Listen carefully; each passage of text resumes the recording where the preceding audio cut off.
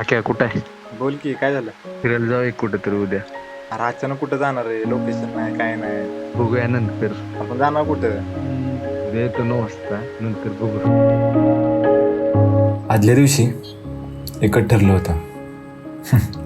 उद्या निघायचं, पण कुठं, कशासाठी आणि किती लांब, याचं उत्तर आमच्यापैकी कोणाकडेच नव्हतं. आम्ही तिघे फक्त निघालो होतो, कदाचित एखादी आठवण शोधायला. आभाळ सतत बरसत होतं आणि प्रत्येक सरीसोबत रस्ता आणखी जिवंत होत होता. समोरून निवांत चालणारी बैलगाडी आणि तिच्या चाकांनी मातीवर उमटणाऱ्या खुणा, भासी तेथील पावसांशी मैत्री करून राबणारी माणसं, आणि त्या सगळ्यांकडे गाडीच्या काचेतून शांतपणे पाहत पुढे निघालेलो आम्ही.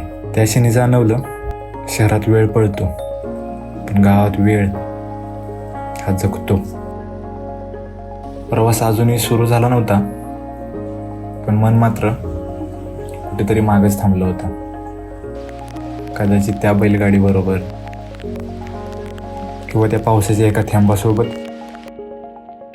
तर हाय हॅलो नमस्कार, स्वागत आहे तुमचं परत एकदा नवीन शॉर्ट फिल्मवरती. आणि आज परत एका अननोन लोकेशनवरती आलो आहे. कोणत्याही लोकेशन हे आम्हाला पण माहीत नाही, रँडम जे मागच्या वेळेस आलो त्याच साईडला परत आलो आहे आम्ही.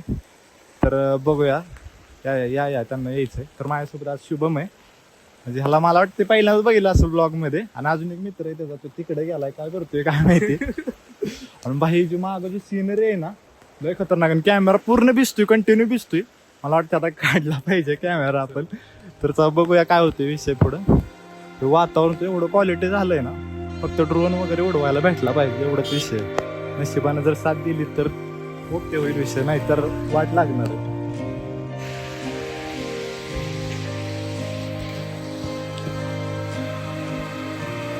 नशिबानं आपली द्यायची खालावली 100%. अवघड आहे, खूप जास्त पाऊस. मला वाटलं पाऊस नसेल आज, काहीतरी चांगल्या गोष्टी होत्याला वगैरे, काहीतरी चांगला सीन गावेल, काहीतरी नवीन दाखवेल. पण पावसानं लय अवघड केलं. मला वाटत नाही पाऊस थांबेल आता. म्हणजे सीन दिसतोय ना पुढं, एक नंबर. आता आपण पुढे थांबलो.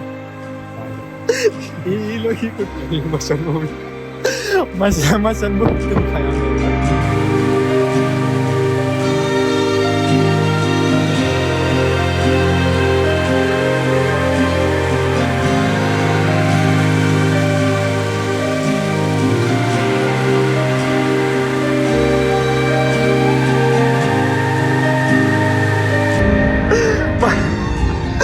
जगत नाही.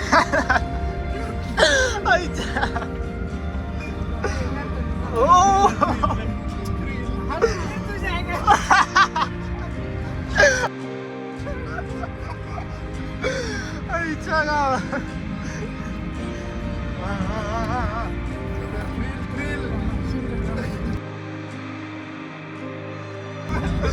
सर्कल काय.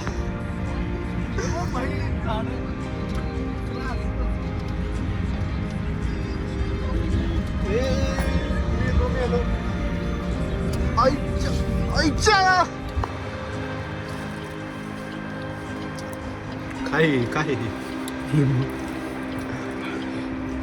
नशीब काय आज आपलं साथ नाही देते असं मला वाटायला लागलं. एवढा प्लॅन वगैरे घालतो त्या झाडाखाली वगैरे जाऊन बसायचं, गाडीत खातोय वेळाने. त्या वाटेवर आमच्या पावलांचा आवाज नव्हता. ऐकू येत होता फक्त पाण्याचा अखंड श्वास. आम्ही चाललो होतो एका वाटेने, पण मन मात्र पांढऱ्या धबधब्याच्या गजरात हरवत चाललो होतो. काही क्षण असे असतात जे कॅमेरा सुंदर दिसतात, पण प्रत्यक्षात ते मनाला अधिक खोलवर स्पर्श करून जातात. मेघाच्या कुशीतून झेपवणाऱ्या त्या जलधारेकडे पाहताना असं वाटलं जणू आबाळाने आपल्या साचलेल्या भावना सह्याद्रीच्या कुशीत अलगद सोडल्या होत्या.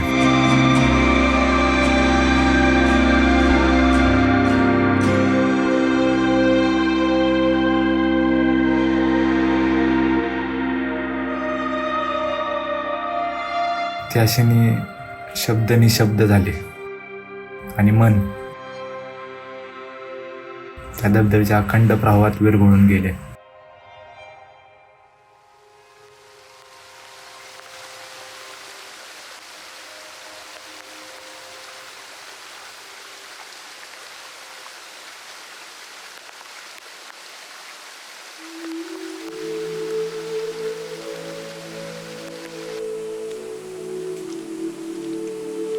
आम्ही घराबाहेर पडलो होतो. कोणत्या ठिकाणाचं नाव मनात नव्हतं, पण नियतीने मात्र आमच्यासाठी ही हिरवी वाट आधीच राखून ठेवली होती. त्या अरण्यातील प्रत्येक पाऊल जणू एका नव्या अनुभवाचे दार उघडत होते.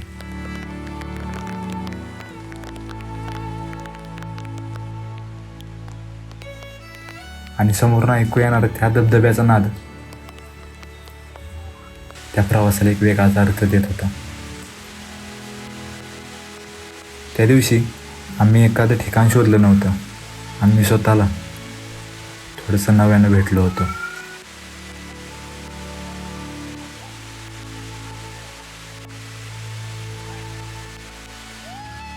धबधब्याच्या शेतात निघालेल्या या प्रवासात आम्हाला निसर्गाचं आणखी एक सुंदर रूप पाहायला मिळालं. पावसाच्या प्रत्येक सरीसोबत मातीचा सुगंध दरवत होता आणि त्या ओल्या मातीत काही हात आपल्या उद्याची स्वप्न पेरत होती. चहूबाजूनी पाणी होतं. आभाळ सतत बरसत होतं. तरी त्या शेतकऱ्यांच्या पावलांना थांबणं माहीत नव्हतं.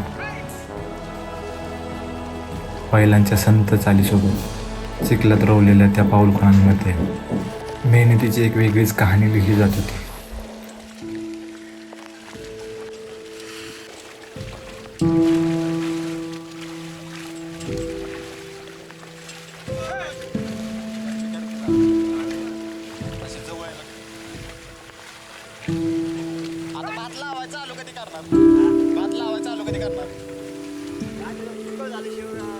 आम्ही काही क्षण तिथेच थांबलो,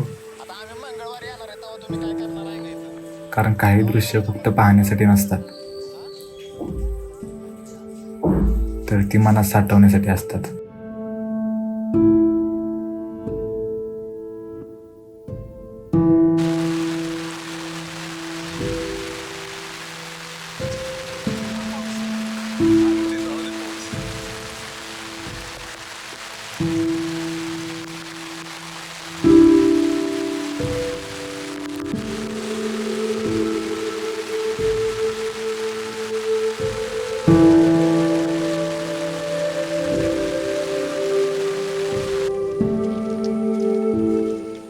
सूर्य मावळतीकडे झुकत होता आणि आमच्या पावलांनी परतीची वाट धरली होती. पण मन मात्र अजूनही त्या हिरव्या वाटांमध्ये, त्या पावसांच्या सरीमध्ये आणि त्या शांत धबधब्याच्या आवाजात कुठेतरी थांबून राहिलं होतं.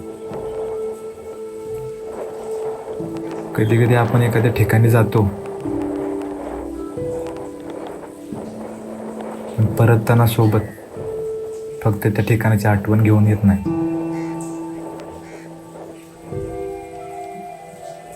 तर स्वतःमधला हरवलेला एक भागही घेऊन येतो.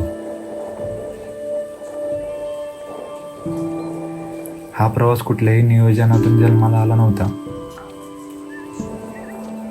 कदाचित म्हणूनच तो इतका खास बनला होता.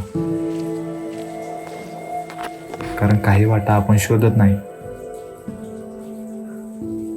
त्या वाटाच आपल्याला शोधतात.